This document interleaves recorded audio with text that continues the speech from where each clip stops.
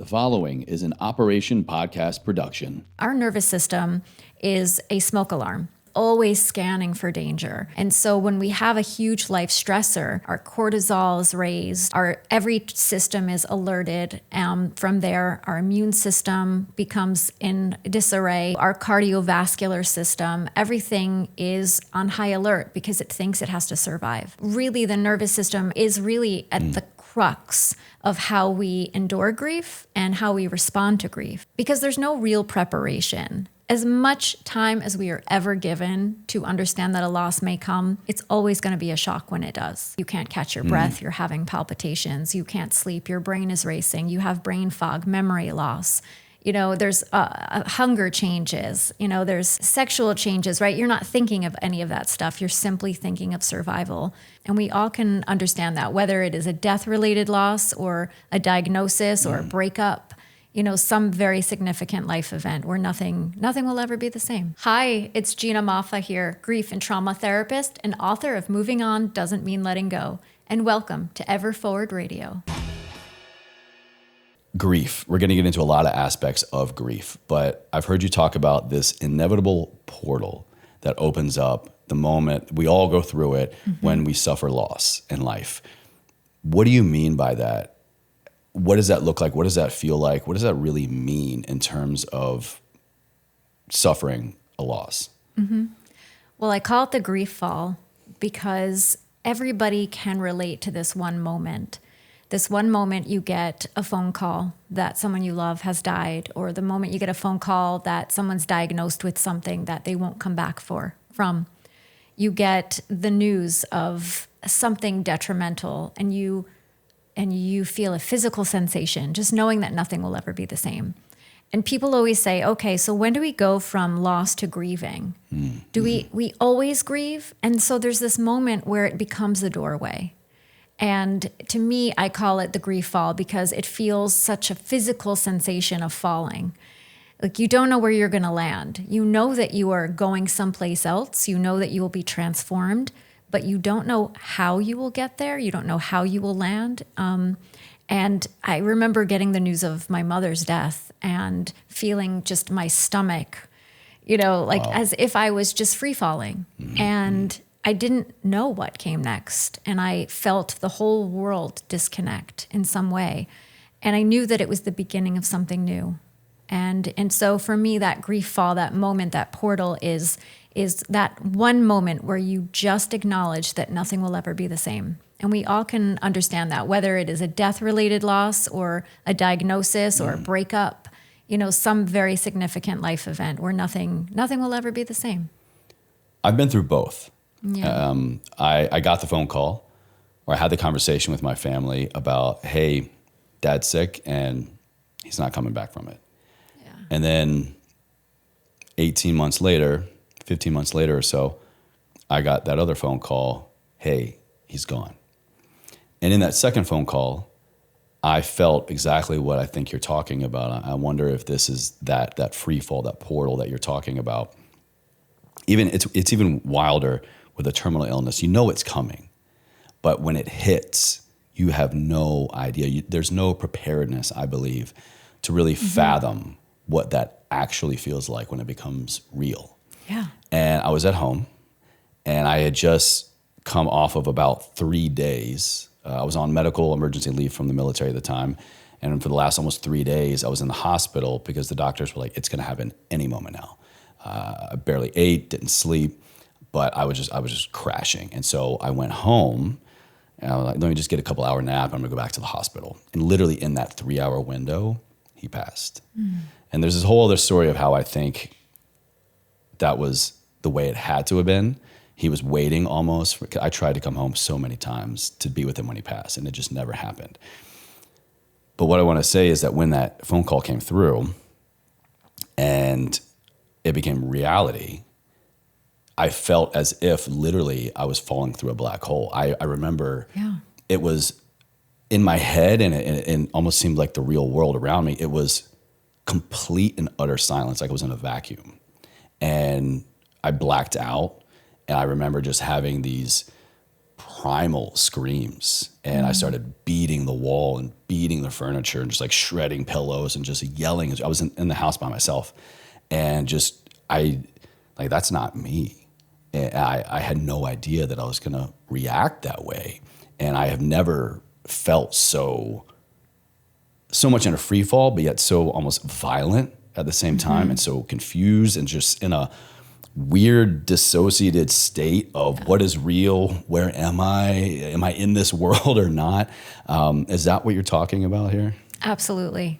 It is. It's this moment that your entire body, from your brain to every 12, all of the 12 systems we have in our bodies, is now trying to say something is gone and we are in danger and our nervous system is set off. And that moment is one that is so pivotal, because we then realize, why is grief such a deep human wound? Because it takes everything from us. And it takes, the predictability of things, even a diagnosis such as one that your father had. Yeah, and ALS. It's, it's going to happen, and you can hear about anticipatory grief, and, they can say, oh, you can prepare, but you don't. It's still a shock to your system. And it's still your nervous system getting this, this alert that it's in danger, its survival is in danger, and nothing will ever be the same. And I say that line a lot, nothing will ever be the same, because that is a trigger right there. Yeah, yeah. What is the science of loss? What is the science of grief? What is going on literally in our bodies when we get that phone call? Well, it's a major stress response, first and foremost. And, there are two people that I refer to when looking at sort of the science of grieving. And it's Mary Frances O'Connor, who wrote a book called The Grieving Brain, which I highly recommend, and the Huberman Lab. Can't go wrong. Can't go wrong. And he even does an episode back in 2022, I believe, where he talks about the nervous system and loss. And really what it is just as I was saying earlier, our nervous system is a smoke alarm. And it's always scanning for danger. And so when we have a huge life stressor, it's the alarms go off and we're in danger. Our cortisol is raised.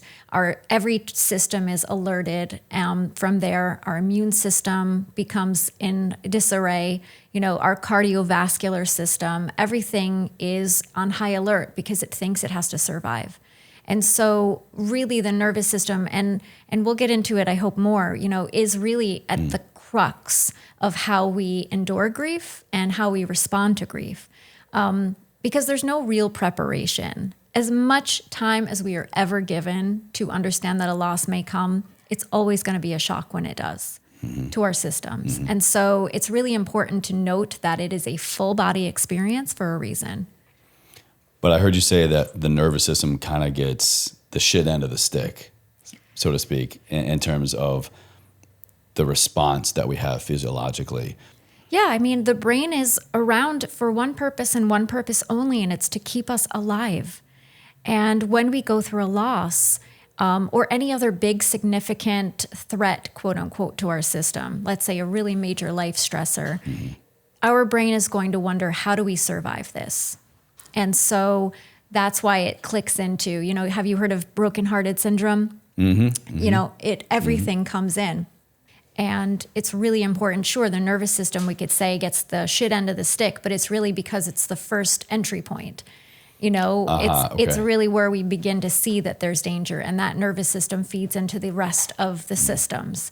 So if there's no danger, right, and our body doesn't need to go into survival mode, you can sit and tell me how you feel. You can breathe regularly. When you're in danger, you can't catch your breath. You're having palpitations. You can't sleep. Your brain is racing. You have brain fog, memory loss. There's hunger changes. There's sexual changes, right? You're not thinking of any of that stuff. You're simply thinking of survival. And a lot of the time, right after a significant loss, that is the physical sensations that come up, is that you are first and foremost having a physical loss experience. Is there a way, can we physiologically, realistically prepare for loss, or is it just a crapshoot? I think that there are things that come into play, and I talk about this in a chapter that I have called Grief's Sister Trauma. And it is really, again, I'm going to talk about the nervous system. It also is, do you have a history of mental health challenges? Yes. And high Yeah. adrenaline? Do you have weak or poor coping skills? Do you have a history of trauma, right? There's a lot of things that come into play that would help get to a place of mitigation or not, right? People can say, or they come to me in my office and say, I feel stuck. I feel like everybody else can grieve this loss and they're doing much better than I am. And I feel like I can't function. I don't want to go to work. I can't be around people. I can't eat. I'm not sleeping, etc. And what's wrong with me? And then we look at the whole picture, right? I could say we're forced into resilience, right? Everybody has resilience in some way. It takes a little bit more practice for some people, or a support system such as therapy or group therapies, whatever. But, at the end of the day, we have to look at somebody holistically and historically, because I'm not going to say, it's dangerous to say that everyone can do this. But in my 20 years as a therapist, I would have to say that if you don't look at the whole picture and you're just saying you can do this, you can be trained, and if somebody can't, now they're failing at that too. Right. And I appreciate that. I'm sure a lot of people listening hear that and needed to hear that and appreciate that. Thank you. I also just do feel like we can anticipate things as best we can, but at the end of the day, a physiological response is a physiological response, right? We can't really prevent shock. And so we can cognitive behavioral ourselves through it, right? We could look at fact versus fiction. We could try to replay our narratives, but at the end of the day, these things are physiological. And like, if I see a bear coming and I practice seeing a bear coming a lot and I train my brain for that bear comes, I'm still going to run fast as hell. And, I'm going to be in survival mode. Oh shit, it's a bear. It's a fucking bear. No. And I'm going to be in survival mode. My body is going to be like, we better get out of here. This is really dangerous. It's not going to sit and do breath work and say, there's a bear coming. We've prepared for this. And, Oh, Mr. Bear, Winnie, 1 second, please. I need to have a moment. Winnie, I'll take your honey, please. But you know what I mean? And so look, not to shame, or, discredit any of that thought process. It's great. If I felt like I could prevent, any kind of physiological response, I would be all for it. But, I think that it dangerously sets us up to simplify something that's incredibly complicated, scientific, and personal. So I would be careful. What about familiarity with loss and grief? Does the relationship matter, or is it more the frequency that matters in terms of, for lack of a better term, just getting the reps in with loss so that we can become more resilient with it? No, I'm not downplaying the situation, but I'm trying to make, it's a heavy subject matter. I'm trying to make it lighthearted a little bit, but just it's life. To understand life more. Yeah. Death is life, right? To live is to grieve. Death is life. Death is life. It's true. I mean, to live and to, you said earlier, and not to sidebar for a moment, there's so many different types of losses. People are losing and grieving so much more than they would ever assume that they've ever been, grieving. People come to me thinking it's anxiety or depression, and yet they've had all of these multiple losses, layers of losses, secondary losses. Those are just symptoms of loss. Yeah. Right? Right. And so you're really grieving, and and it's far more than death-related losses that we grieve in our lifetime, even identity and, ways of being, I think, who we are, friendships. I mean, there's so much. And I think we have to just put the spotlight on that a little bit. And so I wanted to just get that in. And then I forgot your question. No, I was I'm sorry, joking, but really, you have to cut that one. No, you're good. I totally forgot your question after all that. I'll come back to, specifically it was, is there such a thing as getting the reps in right. with loss to make us more resilient to its effects? So, no, we can't get really good at practicing loss. But what I can say about it is that relationship does matter, but mostly it's the meaning that we give things. It's the meaning behind the losses, right? If you lose everyone, I had a client at one point who lost many members of their family. And every one of them was devastating. There was no getting used to it, and there was no getting better at grief. It was just a different response because every relationship had a different meaning, held a different significance. And so it's, I always say it's the type of loss, perhaps. It's the shock, the shock of the loss, perhaps. The unexpectedness of a loss can have different effects. But we can't really get our loss reps in. There's just no practicing loss. I think theoretically, we could say, oh, there it goes again. Oh, we just have another loss. But, it's the cumulative nature of loss that we don't forget all of those little losses and the meaning that they hold for us. And so, everyone that you mentioned before has a different relationship to you, but still has meaning. Very true. I like that interpretation. Thank you. What about the timeline? How long should it take us to get over it? How long should it take us to go, all right, this person died, this relationship ended, this loss happened. How long can I expect to have to navigate grief? Your first question. This is the second question I'm laughing at you with. I love it. So those are two different questions. Number one, I wrote a book called Moving On Doesn't Mean Letting Go as a snarky quip to society. Because moving on and, getting over it and letting go seems to be the American way. But the truth is that there is no moving on. There's moving forward with. And that's the language that we need to really adopt as a society.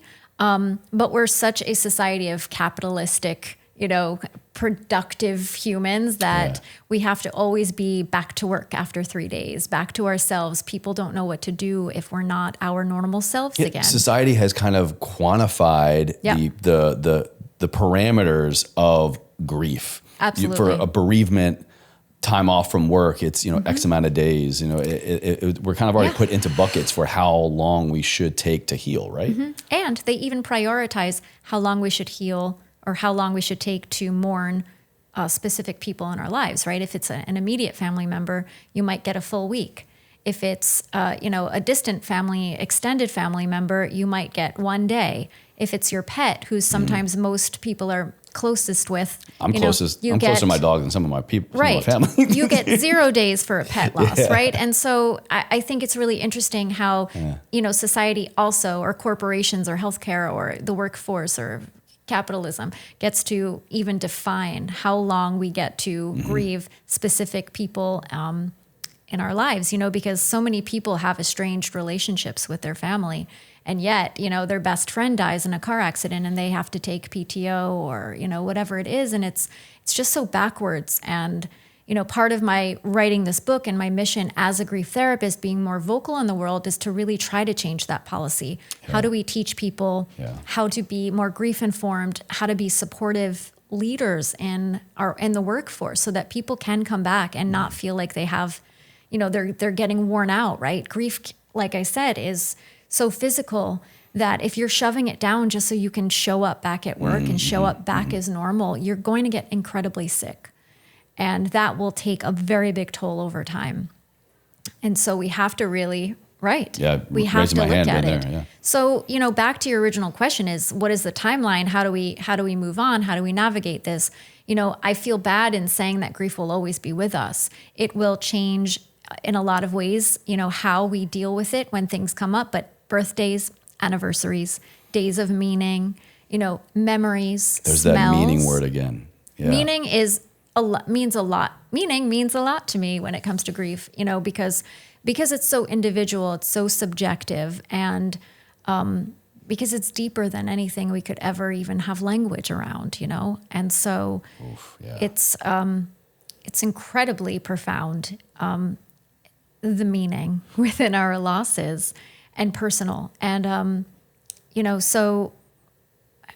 I think that we really can't put a timeline, but we can say that there are going to be more intense moments within grief, smells, someone you resemble, an item that you find of theirs, an inside joke, something that comes up, anything.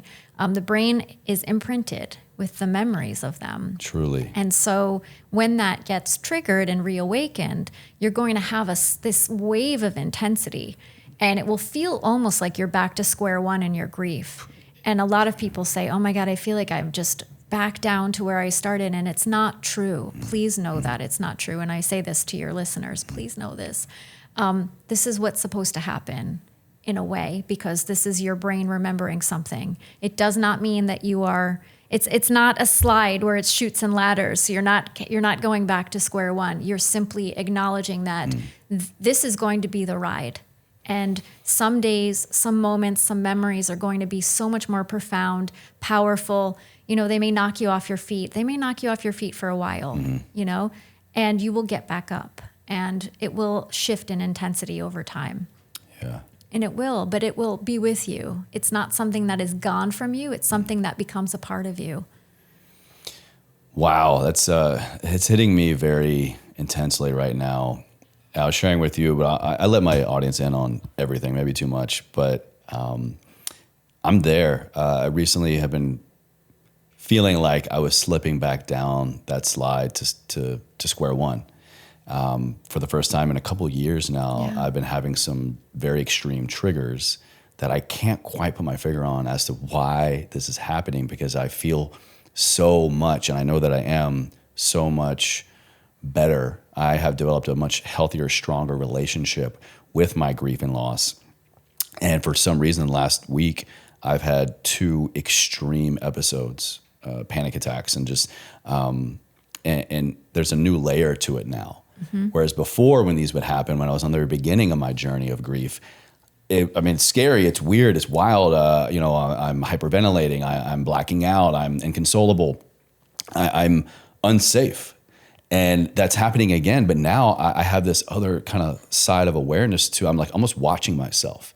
And there's this new layer of fear of going, am I slipping? Am I sliding all the way back to the beginning? Because now I have comparison to what life was like before knowing, before healing, and before developing that relationship to what it's like now on the other side. And it's almost like I'm grasping for straws. I'm like, no, like we've worked so hard, Chase. We've gone through so much. Like you deserve more than going back to square one, because square one was not good. It was a very hard, difficult, scary time for a lot of different reasons, and it affected almost nearly every relationship in my life. And that's kind of a new layer to this now. And you have this concept of endurance that I would love to kind of get into next. And this is very timely for me, because now I'm able to kind of go, all right, just because you got better with an aspect or even a large portion of grief does not exclude you, Chase, from carrying it with you, to your point, for the rest of your life. And a part of me knew that, but it's kind of one of those things until you hear it, and it like really sinks in. I know. And so hearing you need to develop endurance to this thing, even when it gets way better. And like in my case, and a lot of other people, you go months, years without feeling like you're falling back down the slide. That can be so overwhelming. To go, wait, I have to prepare myself forever with this? And terrifying. Yeah. Can you help us understand, to get on board with this idea of endurance with grief? Well, originally, you know, when I started to talk about the endurance that it takes, I was talking about fresh grief, because people just assume it's an emotional experience. And they don't understand the blackouts, the palpitations, the heart racing, the panic attacks, the anxiety that feels never ending, the inability to sleep, or you're sleeping too much. I mean, nobody prepares you for that. Nobody teaches us how to grieve. And nobody teaches us how to support grievers either. And so we're in this space where we're flailing, we're completely at a loss. And I say, you know, when you're in a state of overwhelm, whether it's panic attacks, whether it is, you know, severe depression, whatever it may be, it's incredibly important to take it back to basics. It may seem so simple, but shrink our world up. And that means drink more water, eat enough protein, move your body, rest your body, talk to people who love and support you, and stay away from triggers that are like people who pressure you, push you, berate you, judge you, offer their opinions. You know, this is a time to be incredibly compassionate and to realize that we're in a place where our feelings are unpredictable. I have a whole chapter in my book called Grief Rhythms. And I wrote that because I think there's so much judgment, just like you were saying, on, you know, I thought I was okay, I deserve to be okay. You are okay. You're simply grieving. And that right now you're in this particular rhythm, and we have to go with it, and we can't judge it because our rhythms change and we flow in and out of them. And, so when I say it takes endurance, it is a long game. It is a marathon, not a sprint, although society wants us to believe that grief is a sprint. It is not. It is not physically, nor emotionally, nor psychologically, even familially, how our roles shift and relationships change. It is an entire reorientation to our lives. It's as if we've been placed on another planet, and now we've got to sort of figure out what we're doing on this planet. Who are the people? Do they speak our language, right? We look at, and I say this like platitudes. Platitudes are a thing. I remember when my mom died, a dear friend, she just wrote on my Facebook wall, "Heaven got another angle." Couldn't even spell check angel. And that was all I heard from her. And I was like, wow, I don't know who this is. Wow. So now I'm in this new place as a new person. And mind you, I was a grief therapist. I was a trauma and grief therapist before the loss of my mother. Yes. And so I thought I had all the tools. I thought I knew it all. And that's why I say my major learning curve and my edge was that grief takes endurance, because grief became a very physical, disorienting, unpredictable, and turbulent thing in my own life, having known about it and helping other people through it. And so it was a real humbling moment for the trauma therapist. But I'm so sorry for the loss of your mother too. Oh, thank you. Said that. Yeah. Thank you. Yeah, it's all of that to say is that there's so much changing that we don't anticipate, we don't understand, we can't prepare for, and everyone around us is different. And so, whether it's panic attacks in fresh grief right after a loss or panic attacks 10, 19 years later, it's important to shrink your world down and take it back to basics. And number one, and another simple thing is really to be present with yourself and be present with the emotions and be present in terms of seeing. I even just put my hand on my heart and say, what do I need? What do I need? It's not square one, but something is reawakened. And, if I can share, because you shared with me earlier, please, you were revisiting a grave after years. And this is a new experience. This is you revisiting it, I imagine, as a different person with different life events. Completely. And so now you are experiencing this grief in this new phase of life that you're in. Yeah. And so, that could trigger a whole lot of nervous system upheaval. And the most important thing is, which you at least have by your side, is someone to help you regulate your nervous system. Wow. And then from there, when it feels safe enough, safety is the biggest thing that I talk about in my book when it comes to grief, and allowing us to feel safe to feel our feelings is to feel your feelings and to allow it without judgment. And it's something that we don't do enough of. I'm sorry to say it, but we do. And, we worry about other people judging us and pressuring us and pushing us, and we do it more than they do. And so we're like, why don't I feel better right now? Why am I not okay? How come I am still in this place? How come I'm back in this place? Yeah, well, this is grief. This is your lifelong companion that will shift and change and morph and show up in different costumes and want some tea and, or some ketones. And you have to invite it in, or it will knock on the door, knock on the window, show up at the back door, and it's really, part of my work is really helping to teach people how to engage and befriend it, because it can otherwise be incredibly terrifying. Wow. You hit on a lot of things there that definitely ring true for me, or are helping me understand what I wanted to get into next. And that's, there are a lot of concepts to grief that we can fathom, that we can in some way prepare for, but there are a lot of others that we can't. And that's a lot due to what I believe is, as we grow and as our relationship evolves for the first time in a long time, or we develop a relationship for the first time ever to that event, instead of just ignoring it, suppressing it, there is a moment, in my experience, that you will come to and go, I'm a different person. Like, Chase, what do you mean? To your point, like, you're moving on? You're moving on, but you're not letting go. Like, that's very real. That's very, very real. It is. And I think, some of the time, the best we can get is bittersweet. And we think that we want it to be so happy, but we have these beautiful life events that our person is missing. And we're growing up and we're growing away and we're growing older and life is moving forward and milestones are happening and they miss it. And it's impossible to ignore it.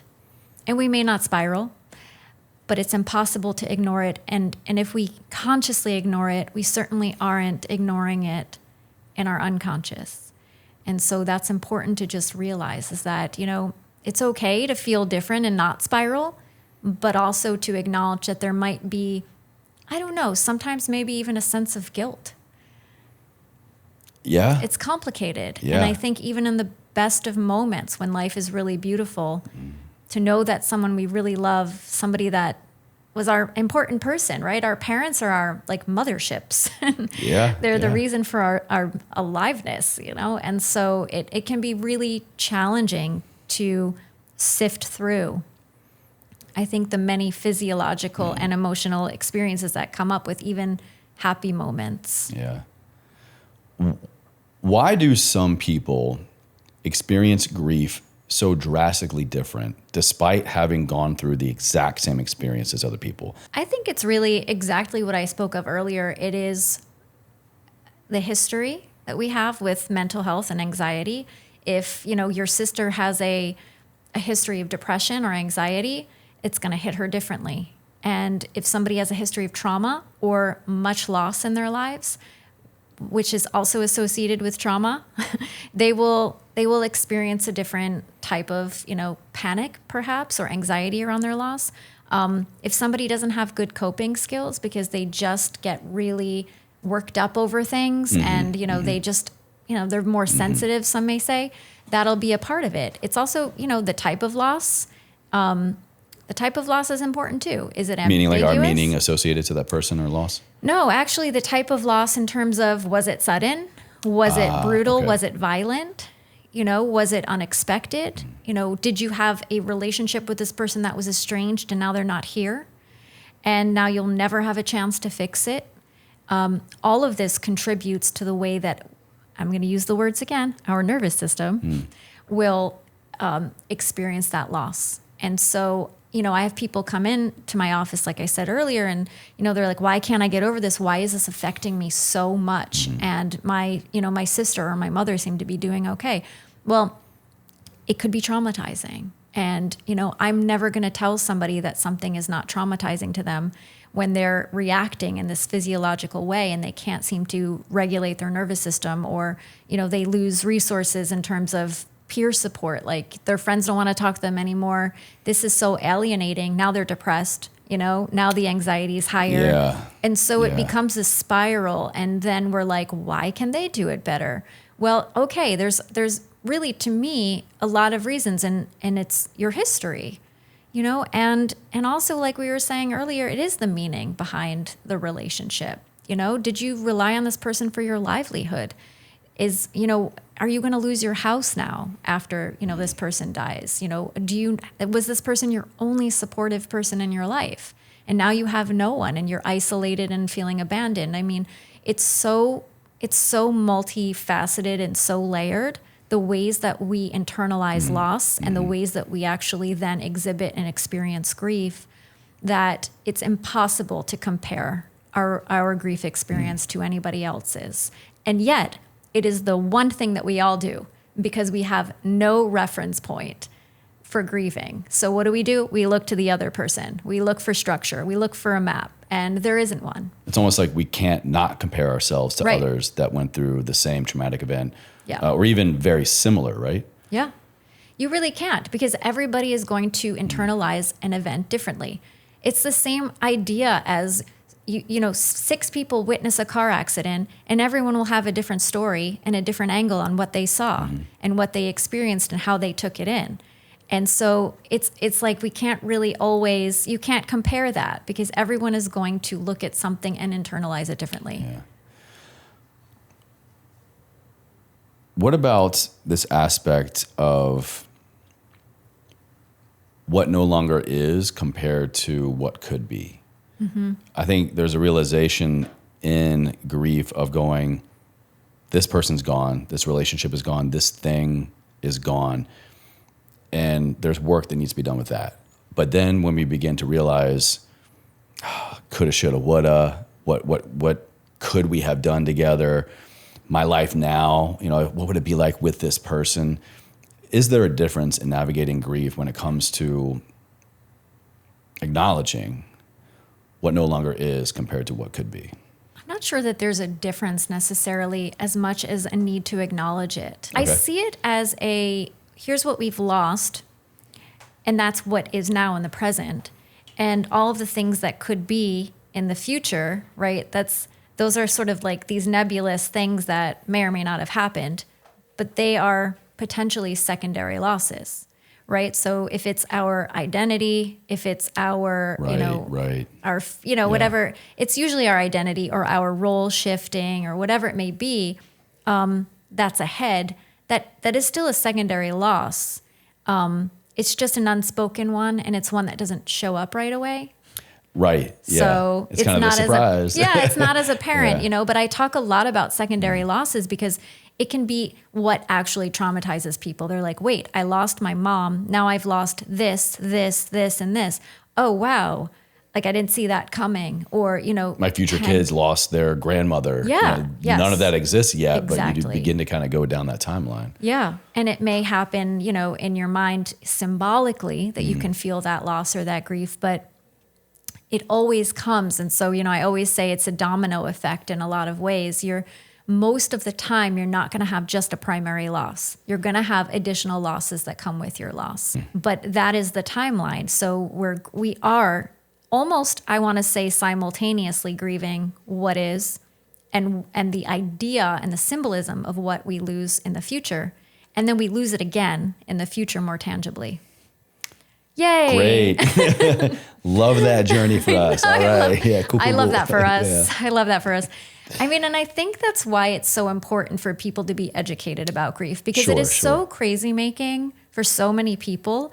And you can feel so out of your body, and you can feel so much, again, not to use that, on a different planet, but you don't know who you are anymore. And you don't know how to actually, how do I participate in my life? Because my life doesn't feel like my life anymore. And so I always, part of why I wrote my book is because I wanted to teach people what they could experience and how they could actually have a sense of agency over something incredibly unpredictable and terrifying. And I think the more that we could try to understand what could happen to us, it doesn't necessarily help us prevent it. But I do believe that knowledge is power, and we can help prepare for it. Yeah. And that may mean simply going to a therapist or a grief support group, or getting all the books that you can, or, having really good friends and being as honest as you possibly can. Pastoral care, whatever your supportive choice is having the understanding that we need to be grief informed, and grief informed means that we're going to understand and support what is happening now, with the understanding that we're going to have to be there in the future as well. So, yes, please. Light work. All right. Yes, it is. Cool. Yeah. And we choose this. No, it's an honor. It's really a humbling journey to walk and be a traveling companion with somebody going through a significant loss. I mean, because this is the deepest human wound that somebody will have, and everyone will have it, and everyone runs away from it, or tries to. And when you're vulnerable and authentic, you give permission for other people to do the same. Yeah. And we need more of that. Well, before I ask my last question, I'll have all this linked in the show notes and video notes for everybody, but where can they go to learn more about you, your work, your book? I would love it if they did. Come on down. I know, I'm like sounding like a QVC. They can go to my website, ginamoffa.com. I'm on Instagram at Gina Moffa LCSW, where I am the most active. I love interacting with the community. It's a really great... It's interesting. I call it the community because kind of the same people talk to each other and comment and support and engage. And I feel so privileged to even have a community there. And and my book is called Moving On Doesn't Mean Letting Go. It's available everywhere books are sold. And it's not a savior, but my hope is that it could be a companion and a soft landing for a time that feels really hard and unpredictable. And I wrote it as a way to give access to people to have any kind of grief support, since I noticed during the pandemic there really just wasn't enough support for people going through loss. And, we're not taught grief in graduate school enough. So I wrote this as a sort of a gift in a way. Thank you. That sounds too Thank you. heroic, and I don't mean it that way, but it is, yeah. it's hard to have access to specialized grief therapy, either through financial reasons or location. And so it was sort of just a small gesture in some way of feeling like a mission to educate grief and bring it really to the forefront of the mainstream, since grief is the biggest mental health burden people are carrying right now, and we just are not acknowledging it. So thank you for having me on to acknowledge it. Oh, my pleasure. My pleasure. Thank you. And I always joke when I have professionals on the show, such as yourself, because I feel like this is probably a billable hour for you. 2 hours. 2 hours. I'm walking away with so much. So thank you, seriously, personally. My last question. Sure. This has definitely helped shine a light on a unique area of our being, of the human experience, to help us hopefully move forward today after this message. But those 2 words, ever forward, what do they mean to you? How would you say you live a life ever forward? I think it's really about the continuing to get up every time I'm knocked down, the continuation of hope and looking for good, looking for glimmers, recognizing that even a step back is still a step forward, because you still have that knowledge. You still have every learning lesson that you have created yourself or learned along the way. And and it means honoring where we've been and how we've gotten to where we are today. Even a step back is a step forward. I loved hearing that. Thank you.